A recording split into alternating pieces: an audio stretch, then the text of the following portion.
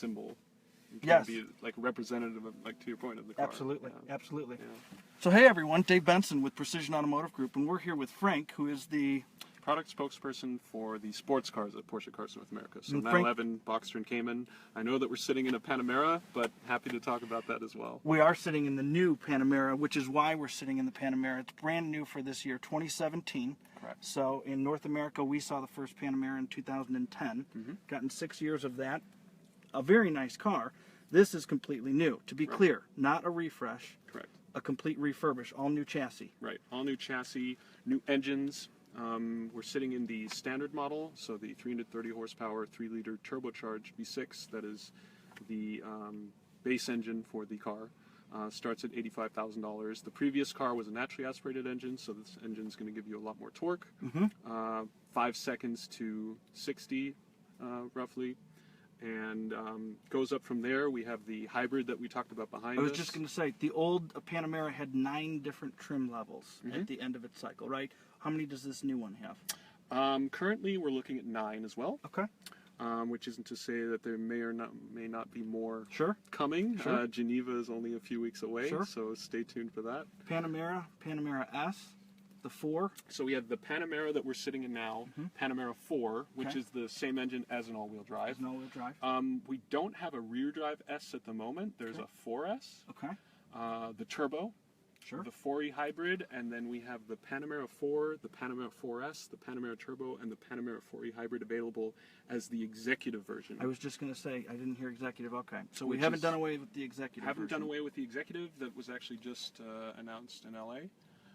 So the car with the 5.9-inch longer wheelbase, and really all of that room translates to the back. Sure. A lot more legroom, different rear seats, and if you want to use the car for chauffeuring purposes, that's the car to go with. So 9 versions if you include all of the executives. Okay. That sounds good.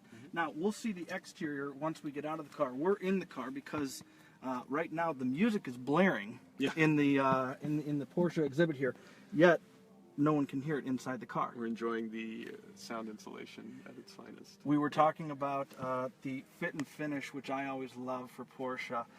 Again, some of the other manufacturers don't spend as much time, but Porsche, in its entirety, they don't let any part of this car really go to waste. You know, just something as simple as the bin. I think that you can tell a lot about, we were talking about doors, as you open and close the doors. Right. You can tell a lot about a marque by how they construct their doors. Certainly, and I think that goes for anything, be it fit and finish, be it a chassis setup, be it the way an engine responds. Sports cars and performance cars are fun, and they should certainly be fun to drive, but they should be fun to drive beyond just the track or the high-speed environment. The car should also be pleasurable to drive and enjoyable when you're just cruising down the road, or maybe even in traffic admiring the stitching. Who knows? Absolutely. It's that all-encompassing enjoyment that really makes a car special and really makes it a standout car, we think. Sure. And we always strive to do that. I would agree. And so we kept the fit and finish while we have changed the interior of this car. You sit in this car and you notice immediately they've done away with all of the old button setup that was on the console. This is now very sleek. Correct. And clean. Correct. The buttons were, for some people, a point of criticism, the sheer number of buttons. There are hard key buttons that light up when you turn on the ignition. Touch sensitive? Yep. Okay. And there's also redundancy, so you have the menus. If the screen would be lit up now, you'd see them here, but if you prefer to actually use the nav, home button, whatever, they would also be here. So you still have that option, but a lot of things are operated in that 12.3-inch screen right here. One other thing we're going to talk about that nobody else cares about. Are those air registers? Yeah, so those are registers. actually controlled. The vents are actually controlled in the screen. Okay. So there's a menu where you can move your finger and the vents will respond accordingly. Sure. No, you can just tell that the designers really paid special attention to the interior as they redid this car, because again, the registers on the outside are traditional. This I noticed immediately, just because if you stuck a big register right there, it wouldn't keep with the same sleek design. Right.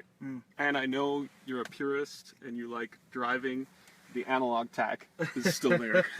I like the analog tack.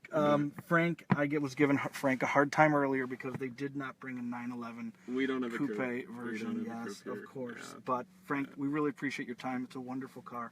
Thanks you. for having us. Pleasure. Thank you.